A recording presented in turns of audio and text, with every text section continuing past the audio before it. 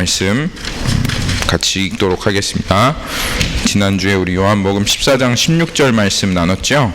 이번 주에는 14장 17절 한 절 말씀, 우리가 성령님께서 어떤 분이신가, 우리의 보증 되시는 성령님께서 이 땅에 오셔서 과연 우리들에게 보증된 그 진리를 어떻게 드러내시는가, 확신 가운데 어떻게 서게 하시는가, 이런 것들을 지금 나누고 있습니다. 요한복음 14장 17절 말씀인데요, 우리 하나님의 말씀 경외하는 마음으로 다 같이 일어서셔서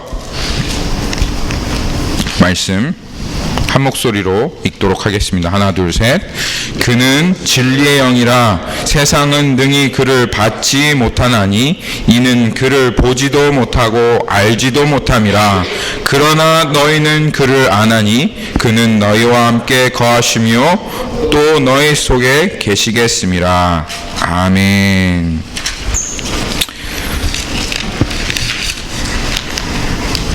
사랑하는 주님, 우리의 무뎌진 마음을 하나님 낮추시고 깨어뜨리시고, 사랑하는 주님, 우리들의 그 높아진 마음을 하나님 낮추어 주시기를 간절히 기도합니다.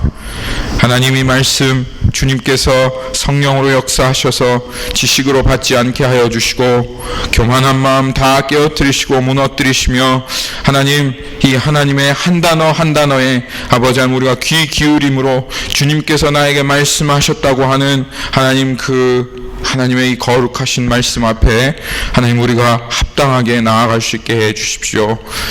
피리를 불어도 춤을 추지 않고 애곡을 하여도 눈물 흘리지 않는 하나님, 그러한 자들 되지 않게 하시고, 어린아이와 같은 마음으로 하나님께서 사랑을 말씀하시면 감동하고, 하나님께서 심판을 말씀하시면 두려워하며, 하나님 그렇게 주님의 말씀 앞에 합당하게 반응하며 나아가는 저희들 심령 되도록 하나님 우리 가운데 일하여 주옵소서. 무엇보다도 복음이 영화롭게 되어지고 주님이 영화롭게 되어진 시간 되어지기를 간절히 기도합니다. 감사드리며 살아계신 주님의 이름으로, 예수 그리스도의 이름으로 기도하였습니다. 아멘. 지난주에 사랑하시는 우리 사랑하는 주님께서 우리에게 보혜사 성령님이 어떠한 분이신지를 말씀해 주셨습니다. 우리와 영원히 함께 하시는 하나님을 보내주셔서 우리에게 구원의 보증이 되신 우리 주님을 찬양합니다. 우리와 같이 정말 지독하게 죄악에 찌들어 살고 있는, 악독하기가 그지없는 죄인들을 사랑하다 못해 우리에게 확신을 주시려고 늘 항상 두려워하고 불안하고 그렇게 늘 항상 그렇게 불신 속에 살아가는 우리들에게 정말 사랑하다 못해 확신을 주시려고 그 얻을 기업에 맹세되시고, 우리가 그것을 얻을 때까지 우리를 계속 승리하게 하시고 또 안전하게 이 땅의 길을 인도해 가시는 우리의 성령님, 우리의 주님을 찬양합니다. 우리 주님 앞에 한번 영광의 박수 올려드리십시다. 할렐루야, 할렐루야. 주님 감사합니다. 주님,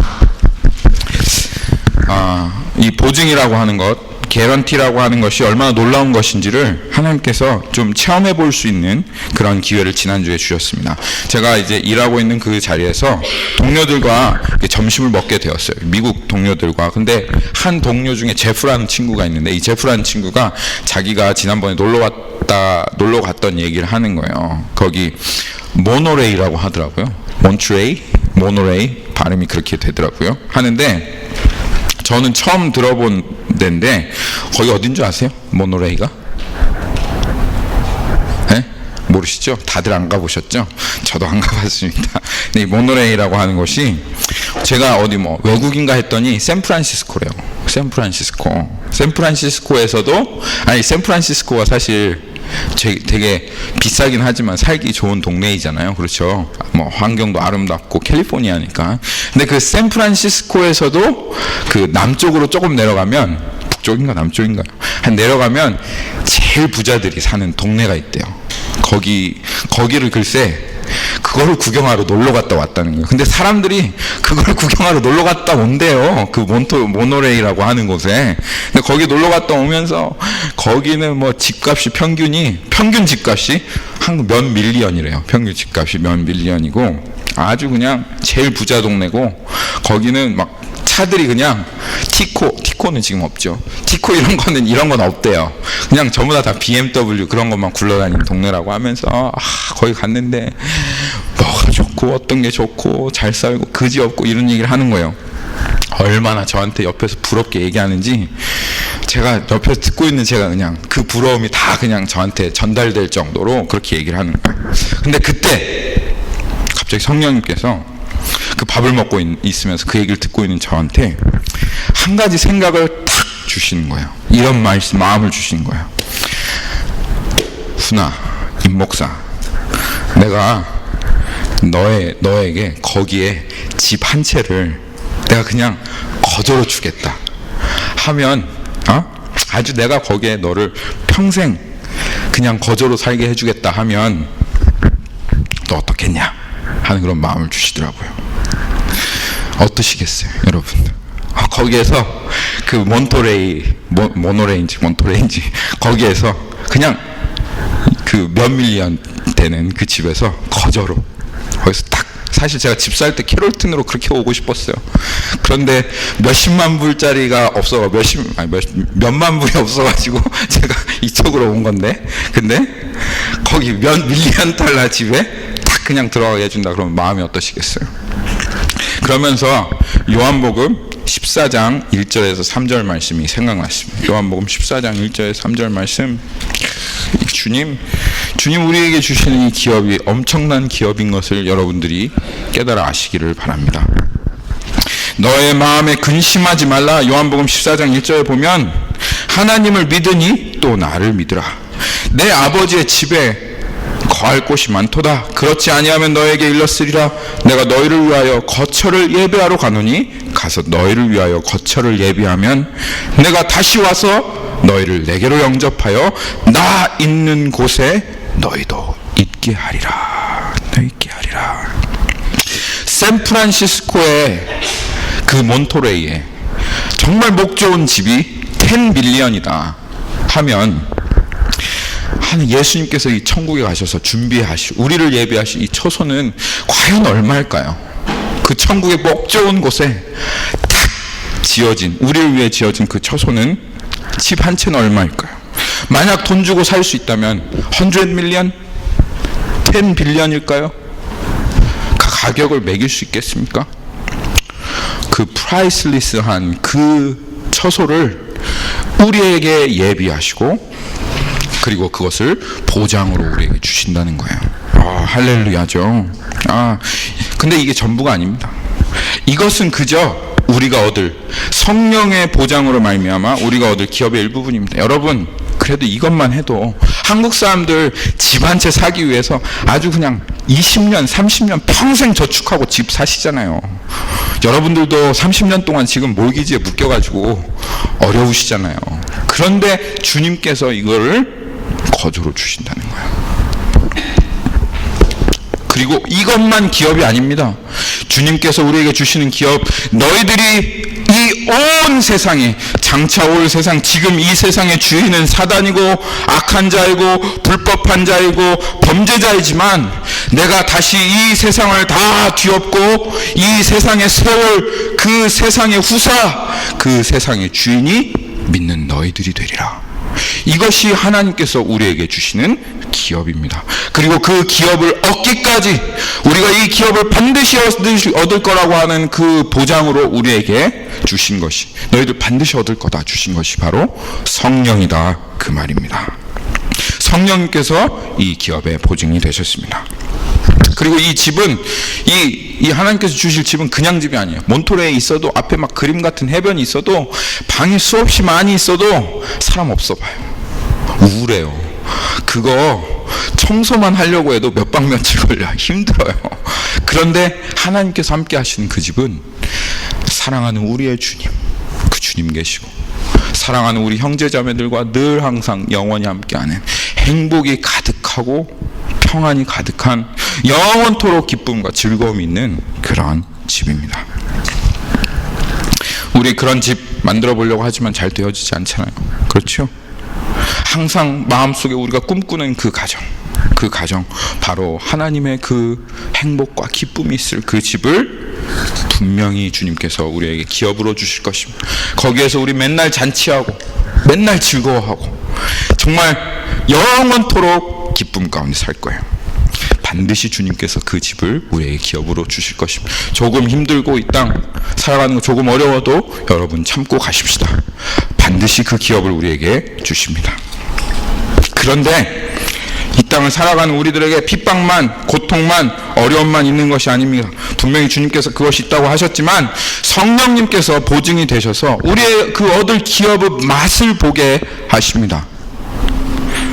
그 맛이 어떠한 것인지, 보아스가 보리 6대를 주어서 그 풍성하게 나중에 그 보리 수확을 얻었을 때 그 수확의 기쁨이 어떠한 것을 미리 맛보도록 룻에게 하였던 것처럼, 나오미에게 하였던 것처럼 주님께서, 성령님께서 우리가 기업을 얻게 되었을 때 그 기업으로 누리는 그 만족과 기쁨이 무엇인지를 우리에게 충분하게 알려주시는 거예요. 그래서 이 땅 가운데 그 맛을 보면서, 기쁨을 누리면서, 평안과 자유를 누리면서 그렇게 살아가면, 야, 이것도 이렇게 기쁜데, 이 자유도 이렇게 온전한데, 야, 그 땅에 가서 주님 나중에 그 맛볼 기쁨과 그 만족은 어떠할까? 그 기쁨을 더욱더 사모하고, 그리고 주님 오실 날을 더 기대하며 가게 하시는 거예요. 그런데 이제 오늘 말씀은, 그럼 어떻게 성령님께서 그 기쁨과 평안을 우리에게 주시냐 이 말이에요. 어떻게 주십니까? 어떻게 성령님께서 우리에게 자유를 누리게 해주실까요? 많은 사람들이 그렇게 생각해요. 기도 열심히 하면 성령께서 우리에게 그냥 평안 주시겠지.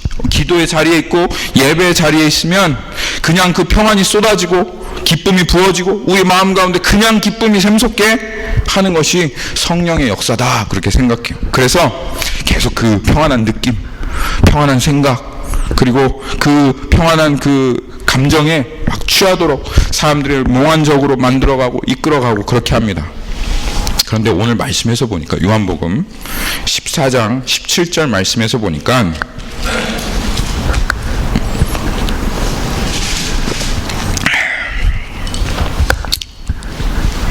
성령님께서는 우리를 그렇게 인도해 가시지 않는다는 거예요. 성령님께서는 어떻게 우리를 평안하게 하십니까? 성령님께서는 우리를 어떻게 기쁘게 하시며 우리에게 어떻게 참된 자유를 주십니까? 저는 진리의 영이라. 저는 진리의 영이라. 성령님께서는 진리로서 우리에게 평안을 주십니다. 성령님께서는 진리로 우리를 기쁘게 하시며 성령님께서는 진리로 우리를 자유케 하십니다. 진리로 자유케 한다, 어디서 많이 들어보셨죠? 예수님께서 하신 말씀이며, 너희가 내 말에 거하면 너희가 진리를 알지니 진리가 너희를 자유케 하리라.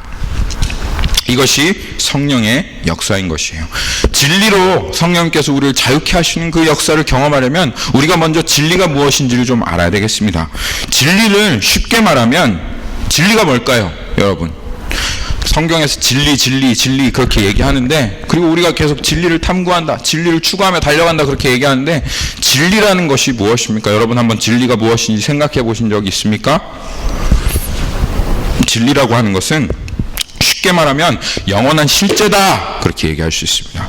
영원히 변하지 않는 진짜, 현상을 넘어서 그 이면에 있는 본질, 이것을 진리라고 얘기할 수 있습니다. 한마디로 말하면 진짜다 이거예요. 진짜. 속이는 게 아니라, 신기루가 아니라, 미라클이 아니라, 미라지가 아니라 그 뒤에 있는 진짜, 이것이 진리다, 그 말입니다.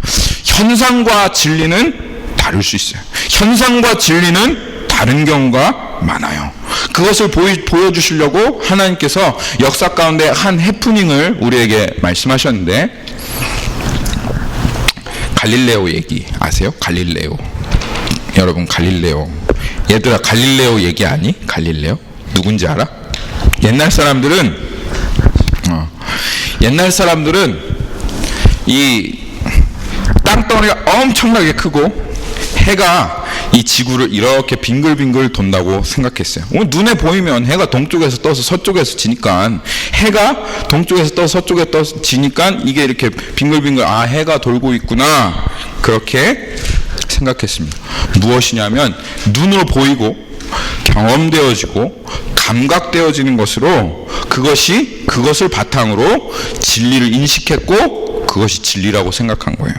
근데 갈릴레오에게는 기가 막힌 발명품이 하나 있었습니다. 뭐였죠? 망원경이었습니다. 텔레스코프. 그렇죠. 망원경이 있었어요. 맨눈으로는 그냥 해가 이렇게 도는 것처럼 밖에는 보여지지 않는 그것을, 그 사물을 꿰뚫어 볼 수 있도록 하는 도구가 망원경이었습니다. 그래서 망원경을 통해서 이 세상을 보았는데 눈으로 보여지는, 우리가 경험되어지는 그 진리와는 전혀 다른 그 진리가 보여지는 거예요. 그 사물의 본질을 꿰뚫게 되어졌는데 알고 보니까 세상 모든 사람들이 태양이 지구를 돌고 있다라고 하는 것이, 그것이 사실이다라고 할 때 갈릴레오는 망원경을 통해서 지구가 태양을 돌고 있는 것을 발견했어요. 진짜는, 본질은, 진리는 지구가 태양을 엄청나게 빠른 속도로 돌고 있고, 또 지구는 또 어때요? 지구는 또 막 스스로 막 돌고 있는 거예요. 그게 근데 느껴지지 않는 거죠. 그게 보여지지 않는 거죠. 그게 감각되어지지 않는 거예요. 그래서 갈릴레오가 이게 진리입니다. 여러분 전부 다 모르고 계신 거예요. 진리가 무엇인지 모르고 계세요. 태양이 돌고 있는 게 아니라 우리가 돌고 있어요. 우리가 지금 다 돌고 있어요 라고 말했을 때 사람들이 어떻게 했을까요? 무슨 소리 하는 거야? 바보 아니야? 정신 나간 사람, 정신병자 아니야? 정말 살다 보니까 이상한 얘기를 하네, 이렇게 했죠. 죽을 뻔했습니다. 갈릴레오가 그때 그런 소리 한번 했다가. 근데 여러분, 지구가 얼마나 빠른 속도로 돌고 있는 줄 아세요? 그냥 이렇게 자기가 스스로 얼마나 빠른 속도로 돌고 있냐면 1000마일 per hour 이렇게 돌고 있는 1000마일 per hour예요. 지금 여러분이 1000마일 per hour로 계속 지금 돌고 있는 거예요. 근데 다 안전벨트도 안 매시고, 네, 이렇게 그냥 아주 평안하게 있는 걸 보면은 참 대단하죠. 지구가 1000마일 per hour로 돌고 있어요. 그리고 또 지구가 태양을 어떤 속도로 돌고 있는 줄 아세요? 72,000 mile per hour. 지구가 지금 72,000 mile per hour로 지금 이 태양을 돌고 있는 거예요. 만약 여러분에게 이게 감각되어진다, 지구가 도는 게 느껴져, 그러면 여러분 어떻게 되실 것 같아요? 난리 나는 거죠. 뭐 토하고 막 계속 막 멀미 나고 하다가 그냥 그러다 죽는 거죠. 그렇죠? 감각되어지지 않는 게 은혜예요. 느껴지지 않는 것이 때로는 은혜일 수 있습니다. 그래서 진리다 하는 것은 어떻게 인식해야 된다? 느껴지는 걸로 인식해야 된다고요? 그럴 수가 없어요. 느껴지지 않아요. 지구가 도는 것도 우리는 못 느끼고 살아가고 있는데 어떻게 느껴지는 것으로 진리를 인식할 수 있겠어요? 진리를 경험되는 것으로 인식한다고요? 아니에요. 감각되는 것이나 느낌이나 보여지는 것으로 진리를 인식하는 것이 아닙니다. 우리는 진리를 볼 수 있는 그 갈릴레오가 가지고 있었던 망원경과 같은 도구가 필요합니다. 그래서 그 진리를 딱 보고 이게 진리구나 라고 인정할 수 있는 그 도구가 필요한데, 그 도구를 하나님께서 여기에 있는 모든 사람 한 사람에게 다 주셨어요. 그 도구가 무엇이죠? 그 진리를 인식할 수 있는 도구를 우리가 주셨는데 여러분 다 가지고 있어요. 그것만 사용하면 여러분들은 이게 진리구나 라고 하는 것을 볼 수 있는 도구가 있어요. 뭘까요? 네, 답이 많지만 다 맞습니다. 그렇지만 제가 원하는 게 있어요. 제가 원하는 답은 믿음이라고 합니다. 믿음. 이 진리를 보게 하는 것이 바로 하나님께서 우리 모든 사람에게 주신 이 진리를 보게 하는 그 도구가, 이걸로 탁 보면 그 진리를 볼 수 있도록 한 그 도구가 믿음이 있는 것이에요. 이걸 다 주셨어요. 하나님께서는 우리에게 처음부터 이 진리를 인식하도록 창조하셨어요. 당연한 거 아니에요. 사실 이거 당연한 거예요. 진리를 진리로 인식하는 게 당연한 거죠. 실제를 실제로 인식하는 게 당연한 거 아니겠습니까? 그렇죠? 스리가 여잔데 여자를 여자로 인식하는 게 당연한 거 아니겠어요? 그렇죠? 스리를 남자라고 하면 그 이상한 거죠. 그렇죠? 이상한 겁니다. 우리 마음은 진짜를 진짜로 인식하도록 그렇게 만들어졌어요. 근데 그거를 이게 진짜가 맞습니까? 애써 기도하며 우리의 마음을 설득하며 느껴지는 건 이게 아닌 것 같은데, 경험되는 건 저게 아닌 것 같은데, 왜 이러면서 우리들 이렇게 애써가며 우리의 마음을 설득하며 살아가야 됩니까? 진리가 어려워서 그런 게 아닙니다. 진짜는 그냥 진짜로 받아들이면 단순합니다. 그런데 영이 죽어버렸어요. 우리의 영이 완전히 죽어버렸어요. 부패한 생명으로 인해서 영적인 눈이 완전히 멀어버렸어요. 영적인 눈이라고 하는 말은 진리를 인식하고 진리를 볼 수 있는 그 믿음의 눈이 완전히 멀어버렸다, 그 뜻입니다. 그 후로부터는 더 이상 우리의 마음이 진리에 반응하지 않아요. 그냥 우리의 정욕과 우리의 육신의 안락과 우리의 평안함만 만족시켜 줄 수 있다면 비진리든 거짓이든 상관없어. 다 좋아. 그래, 그것이 다 거짓말인 거 알겠지만 나는 그냥 진리로 믿어버릴래. 하나님의 영광을 썩어질 거짓의 우상의 형상으로 바꾸어 버렸느니라. 지혜 있다 하나 우준하게 되어 버렸느니라. 스스로 미련하게 되어 버렸느니라.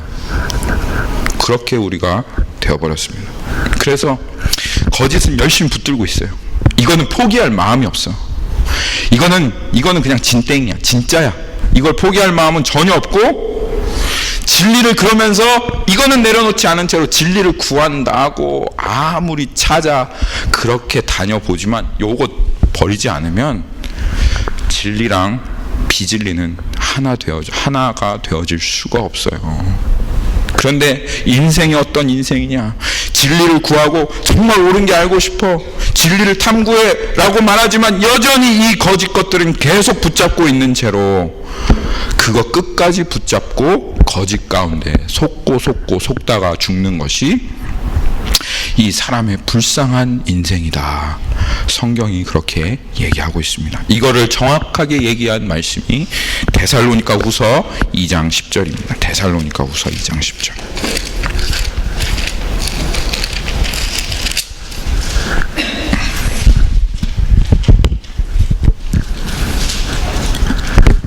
(2장 9절 10절) 말씀 한번 보십시오. 2장 9절 10절.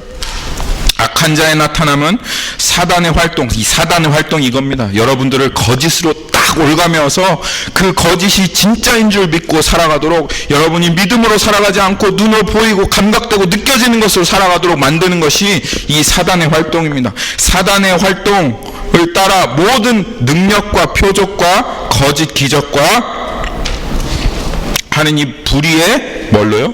10절에 불의의 속임으로 멸망하는 자들에게 있다 이거예요. 멸망하는 자들에게 이런 일이 있다 이거예요. 이는 뭐라고? 이는 그들이 진리의 사랑을 받지 아니하여 구원함을 받지 못함이라. 진리의 사랑을 받지 아니하여 구원함을 받지 못하리라. 여러분, 2 더하기 2가 몇이죠?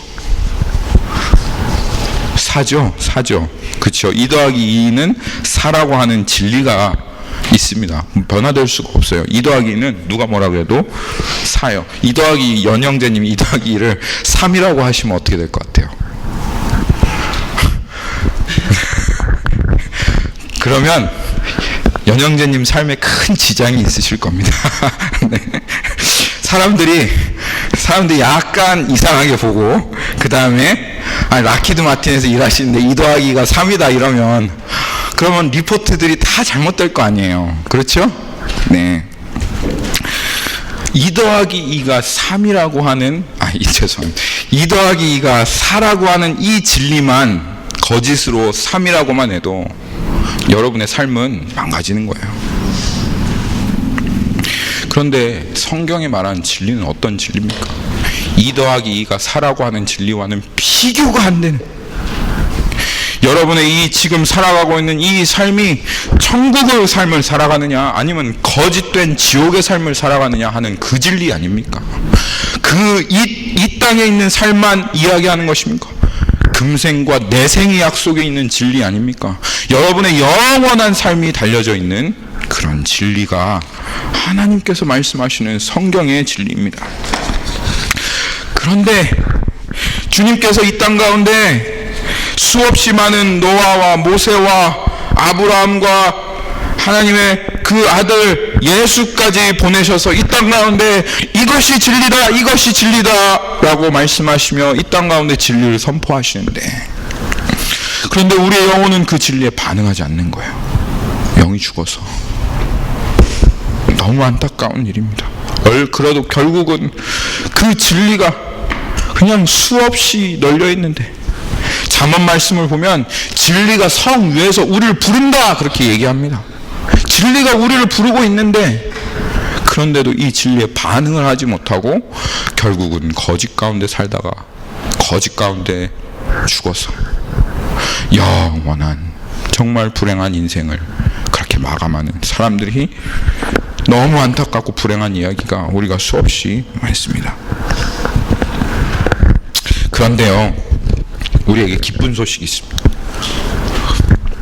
놀라운 복음의 소식, 하나님께서 주시는 이런 우리들에게 정말 필요한 소식, 그 소식이 뭐냐면요, 그 기쁜 소식이 무엇이냐면 주님이 하시는 일은 주님께서 진리의 영을 우리에게 보내주신다는 거예요. 이 진리의 영을 우리에게 보내주셔서 이 진리를 인식하고 진리를 인정하고 그 진리를 따라가 살 수 있도록 우리의 마음을 감동하시고 우리의 마음을 위로하시고 이끌어 가시는 그 보혜사 성령님 진리의 영을 우리에게 보내주신다는 것이 하나님께서 우리에게 오늘 말씀하시는 기쁜 소식입니다. 할렐루야. 세상은 받지 못합니다. 이는 이 세상이 보지도 못하였고 알지도 못하였기 때문에 그렇습니다. 하지만 이 진리의 영을 주님께서 우리에게 보내시면 이 진리의 영은 너희와 함께 거하고 너의 속에 거하겠습니다 라고 하나님께서 오늘 우리에게 완벽한 우리에게 필요한 약속을 허락하여 주십니다. 할렐루야. 주님 감사합니다. 그래서 진리의 영이 우리에게 오시면 우리에게 이게 진짜구나, 이게 실제구나, 내가 그렇게 그냥 귀로만 들었고 내가 그냥 그렇게 결론되어지지 못하고 그냥 살아왔는데 성령님께서 우리에게 오시면 어떻게 주님께서 우리에게 이런 일을 하셨을까, 현상을 넘어서 그 본질을 드러내시는 것이 바로 성령 하나님 진리의 영이신 그 주님께서 우리 가운데 하시는 일이신 것입니다. 그리고 성령님께서 우리 가운데 오시면 드러내시는 진리가 있는데 그 진리가 무엇이냐, 제일 먼저 성령님께서 우리에게 너 이것 먼저 알아야 돼, 정말 이것을 빼뜨리고 다른 진리 있을 수 없어 라고 얘기하시는 우리의 길이요 진리요 생명 되시는 예수 그리스도, 그리고 그 예수 그리스도께서 하신 일 중에서도 정말 예수 그리스도의 사역의 포커스가 되시는 예수 그리스도의 죽음, 도대체 그 죽음이 무엇인가 하는 것에 대해서 진리의 영이신 성령님께서 우리에게 말씀하신다 이거예요. 진리의 영이신 성령님께서 예수 그리스도의 죽음을 여러분들 어떻게 보십니까? 진리로 봐야 합니다. 믿음으로 봐야 합니다. 그 안에 있는 예수 그리스도의 죽음 안에 있는 그 실제, 그것을 봐야 되는 것입니다.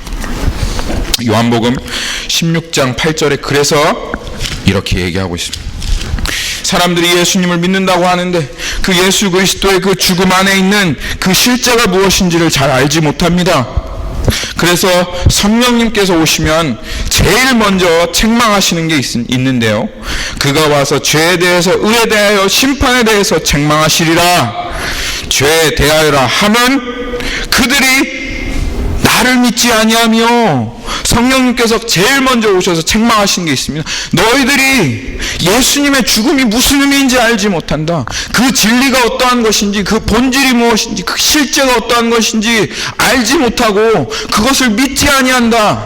제가 오늘 예수님의 죽음의 본질이 어떠한 것이고 실제가 어떠한 것인지 다 나눌 수 없겠습니다.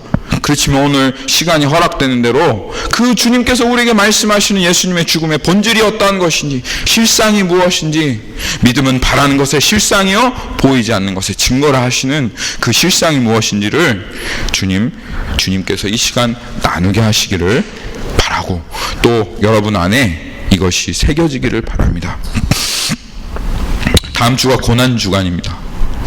오늘 주님께서 여러분에게 이 진리를 드러내시면 그 고난 주간에 이 주님의 고난을 묵상하시면서 좀 그 보여주신 진리를 붙들고 한 주간 살아가셨으면 좋겠습니다.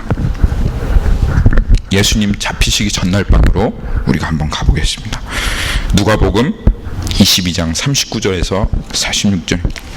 성령님이 시간 주님께서 감당하신 것이 무엇인지 우리에게 보여주십시오.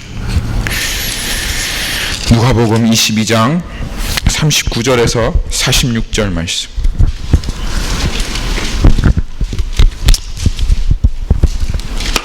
패션 오브 크라이스트라고 하지 않습니까? 예수 그리스도의 순환, 또 예수 그리스도의 고난이라고 그렇게 말하지 않습니까? 누가복음 22장 39절에서 46절을 보시면 한번 여러분 금방 쓱 읽어보세요. 무슨 내용이신지 한번 보세요. 거기에 보시면 예수님께서 십자가에 달리시기 바로 직전에, 잡히시기 전 바로 전날에 그 제자들에게 모든 당부와 기도를 하시고 나서 이제 감람산으로 올라가십니다. 감람산에 올라가셔서 이제 그 마지막 마음을 하나님 앞에 올려드리며 기도하는 장면이 나옵니다. 그때 44절을 보시면 예수님이 어떠한 마음이신지 여기 드러납니다. 예수님 44절 한번 봅시다. 예수께서 힘쓰고 애써 더욱 간절히 기도하시니 땀이 땅에 떨어지는 핏방울같이 되었더라. 이 사람이요 극도로 두렵고요, 이 스트레스가 오게 되면 이 피부에 있는 모세혈관이 다 터지면서 그 피와 땀이 같이 섞여 그렇게 나온다고 합니다. 지금 주님께서는 정말 뼈가 어그러질 듯이 두려움에 사로잡혀 계십니다. 숨이 쉬어지지 않는 그 두려움 가운데 예수님께서는 지금 피가 땀이 되도록 그렇게 기도하고 계신 거예요. 여러분, 왜 우리의 주님이신, 우리 하나님이신 예수님께서 왜 이렇게 기도하고 계신지 아십니까, 여러분? 도대체 무엇이 예수님을 이렇게 두려움에 사로잡히게 하였습니까? 곧 있으면 그 쇠 갈고리가 뼈 조각에 달려있는 그 예수님의 살을 갈갈이 찢어놓을 그 채찍으로 인해서 지금 예수님이 그 채찍을 맞을 것을 두려워하고 계시는 것입니까?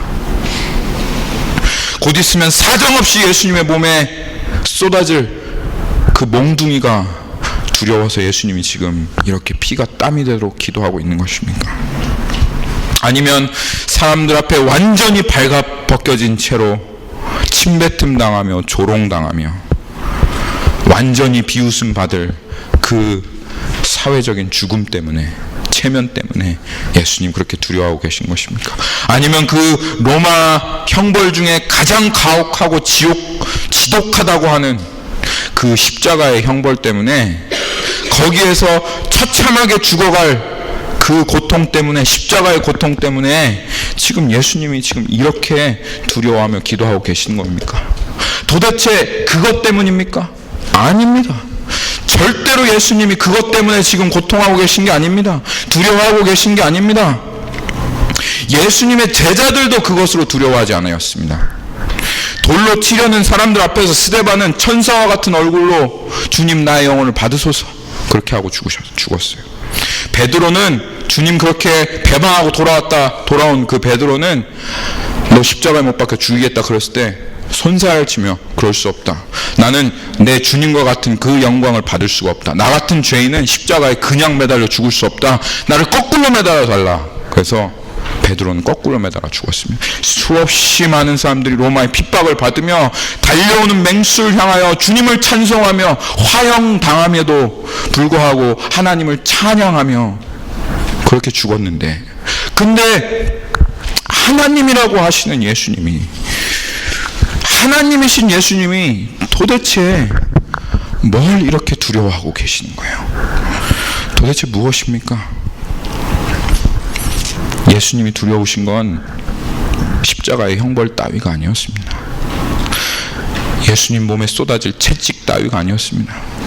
사람의 조롱이 아니었습니다. 예수님께서 정말 두려우며 뼈가 어그러질 듯이 정말 주님 앞에 몸부림치며 피를 땀방울처럼 흘리시며 기도하셨던 그것은 42절에 있는 이 잔이었습니다. 이르시되 아버지여, 아버지여, 만일 아버지의 뜻이거든 이 잔을 내게서 옮겨 주옵소서. 그러나 내 원대로 마시고 아버지의 원대로 되기를 원하나이다. 도대체 이 잔에 무엇이 들어있길래? 구약 성경부터 이 잔에 대해서 이야기하고 있는데 우리 찾아볼 시간이 없기 때문에 그냥 여러분 말씀드리겠습니다. 도대체 이 잔에 무엇이 들어있습니까?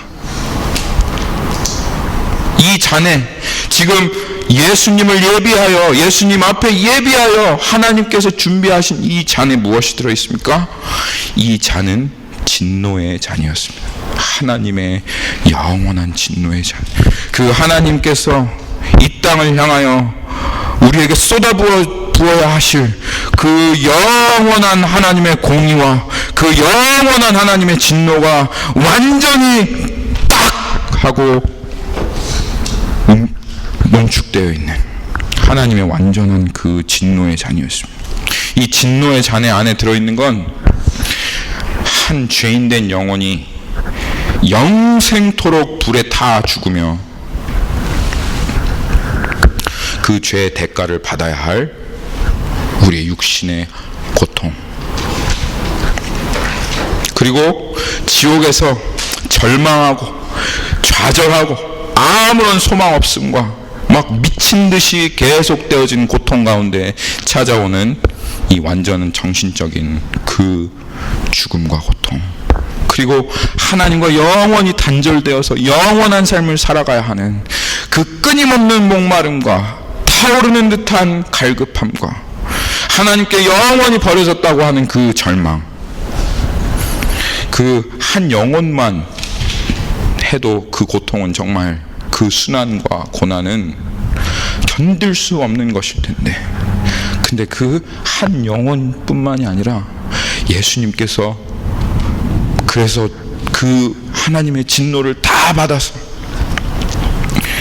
구원해야 할 모든 사람들의 그 영원한 고통과 영원한 심판과 영원한 죽음이 그 잔 안에 들어있었던 것입니다.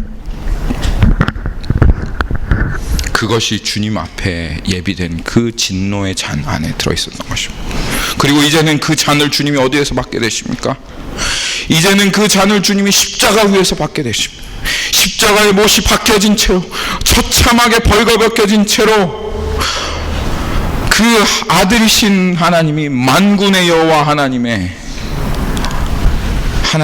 어찌하여 나를 버리시나이까? 이제는 더 이상 아버지라고도 부를 수 없는 완전한 죄인이 되어서 하나님의 조금도 자비가 없고 조금도 사랑이 담겨있지 않는 오직 공의로만 가득한 그 심판을 예수님께서 그 십자가에 거기에서 대면하셔야 되는 거예요. 여러분, 왜 하필이면 십자가를 그 심판의 장소로 정하셨습니까? 그냥 쏟아부으시면 안 됩니까? 그냥 그 진노의 잔을 들이키게 하시면 안 됩니까? 아니요. 주님께서 이 십자가로 우리들이 예수님께서 겪으신 고통이 무엇인지를 정확하게 보기를 원하셨습니다. 십자가가 상징하는 바가 무엇입니까? 고통의 한 방울까지, 고통의 마지막 한 방울까지 남김없이 받다가 그 고통 가운데 죽어가는 것이 십자가의 형벌입니다. 건장한 사람은 그 십자가에서 4박 5일을 살았다고 합니다. 4박 5일 동안 그 십자가에서 계속 마지막까지 살면서 있는 고통 다 받고 죽는 그곳이, 고통의 극한을 경험하다 죽게 하는 것이 바로 이 십자가다. 주님이 그래서 십자가를 택하신 것입니다. 하나님께서 보여주시라고 하는 것이 이것입니까? 예수님께서 받으신 고통이 무엇인지, 그 진리가 무엇인지 보여주시려고, 십자가는 그런 것이다라고 보여주시려고 주님께서 택하신 것입니다. 사람은 고통을 견디는 정도가 다릅니다. 페인 톨러런스라고 하죠. 사람은 고통을 견딜 수 있는 한계가 다다르면 스스로 셧다운해요. 인간 시스템 자체가. 그래서 의식을 잃어버리기도 하고 그 고통의 쇼크로 그냥 목숨이 끊어지기도 합니다. 만약 아이들이 그 고통을 견딜 수 있는 게 한 3 정도라고 하면 어른들은 한 10 정도 되겠죠. 그러면 여러분, 예수님, 하나님의 페인 톨러런스는, 고통을 견디실 수 있는 정도는 어느 정도라고 생각하실 수 있겠습니까? 하나님이 고통을 견디실 수 있는 정도는 무한대입니다. 무한대. 10의 고통이 오면 10의 고통을 그대로 받으시는 거예요. 100의 고통이 오면 하나님은 셧다운 할 수 없어요. 100의 고통이 오면 100의 고통 그대로 받는 거예요. 10억의 고통이 오면 10억의 고통을 고스란히 겪으시는 거예요. 죽으실 수 없는 하나님에게 영원한 고통이 쏟아지면 주님은 영원한 고통, 마지막 한 방울까지 그대로 겪으실 수밖에 없는 거예요. 그게 그리스도의 순환입니다. 그게 예수 그리스도께서 십자가에서 겪으셨던 고통입니다. 근데 예수님 죽으셨어요. 죽는다는 것이 말이 안 되는 예수님께서 죽으셨단 말이에요. 고통이 얼마나 가득하게 예수 그리스도의 몸 가운데 채워졌으면, 그 고통이 얼마나 영원한 고통이 예수 그리스도 안에 완전하게 채워졌으면, 죽으실 수 없는 그 하나님께서 영원한 고통을 다 몸까지 한 방울까지 남김없이 다 우리들을 위해서 겪으시고, 그 영원한 심판을 다 받으시고, 그 고통의 한 방울까지 심판을 완전하게 다 겪으시고, 뼈가 완전히 어그러진 채로, 예수님의 페인 톨러런스가 완전히 영원히 다 채워진 채로 그렇게 죽으셨습니다. 말이 안 되는 일이, 정말 십자가에서 말이 안 되는 일이 일어났습니다. 그거를 주님께서 보여주시는 게, 상징적으로 보여주시는 게 바로 우리 뒤에 걸려있는 십자가입니다. 영화하신 하나님께서 다른 게 아니라 오직 고통으로, 오직 심판으로 죽으셨습니다. 왜입니까? 여러분, 왜입니까? 왜 예수님께서 이런 고통 가운데 이렇게 처참하게 하나님의 심판의 잔을 다 들이마시고 죽으셔야 했습니까? 왜? 우리들이 지금도 즐기고 버리지 않으며, 지금 도대체 이것의 대가가 무엇인지 알지 못하고, 무슨 짓을 하는지 알지 못하고, 그렇게 날마다 먹고 마시는 우리의 죄 때문 아닙니까? 죄. 주님 분명하게 말씀하셨습니다. 죄의 싹은 사망이라. 죄의 싹은 사망이라. 죄의 싹은 십자가의 사망이라. 죄의 싹은 십자가에서 예수님께서 받으신 영원한 처참한 하나님의 형벌이라. 죄의 싹은 영원한 하나님의 심판이라. 주님께서 수없이 우리들에게 말씀하시지 않았습니까?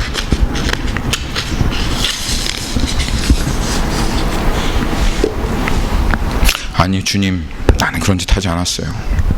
그렇게 무섭게 심판받을지 하지 않았어요.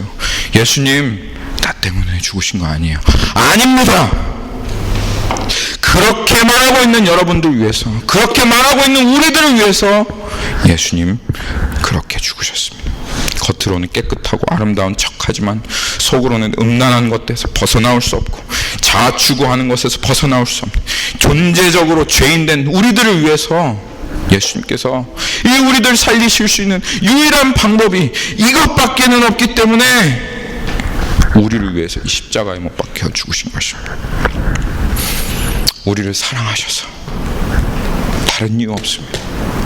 우리를 사랑하셔서, 아무런 이유 없습니다. 그저 우리를 사랑하셔서 그것 때문에 예수님께서 십자가에 못 박혀 죽으셨습니다.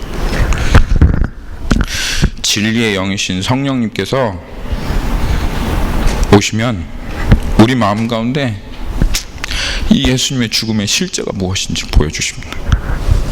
그리고 성령님께서 우리 말씀하십니다. 너를 위해서면 이것보다 더한 것도 감당할 수 있다.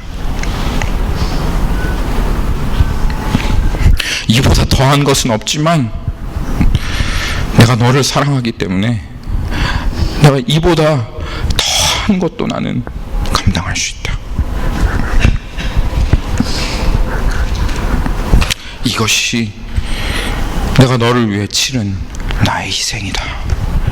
이것이 내가 너를 위하여 치른, 내가 너를 사랑하여 치른 내 사랑이다. 여러분, 예수님께서 여러분을 위하여 죽으셨을 믿습니까? 그러면 이번 한 주 동안 이 예수님의 고난의 영원한 깊이를 가만히 묵상하십시오.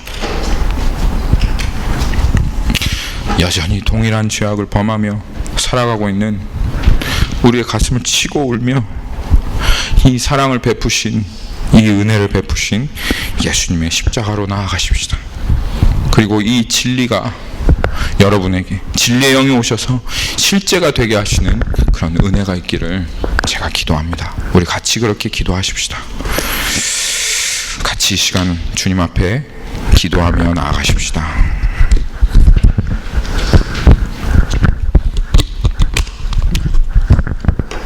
내가 다 이루었다. 주님 정말 다 이루셨습니다. 주님, 이 인류를, 주님을 배반하고 떠난 이 인류를 향해서 하나님 그 죄의 대가 한 방울까지도 남김없이 주님의 몸 가운데 채워 넣으셨습니다. 그리스도의 고난과 그 순환과 죽음은 하나님을 향한 완벽하신 심판이고 하나님의 우리를 향한 완벽하신 심판이며 하나님 그것을 믿는 자는 주님의 심판을 면하겠습니다.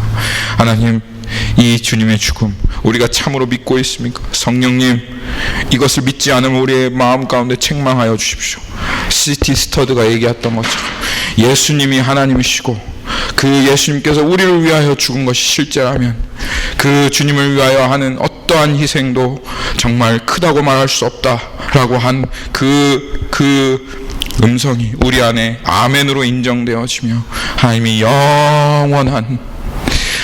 이 영원한 진노와 고통을 감당하신 주님 앞에 우리 한없이 눈물 흘고 무릎 꿇으며 하나님이 십자가 앞으로 나아가게 하여 주옵소서. 주님 감사드리며 살아계신 예수님의 이름으로 기도합니다.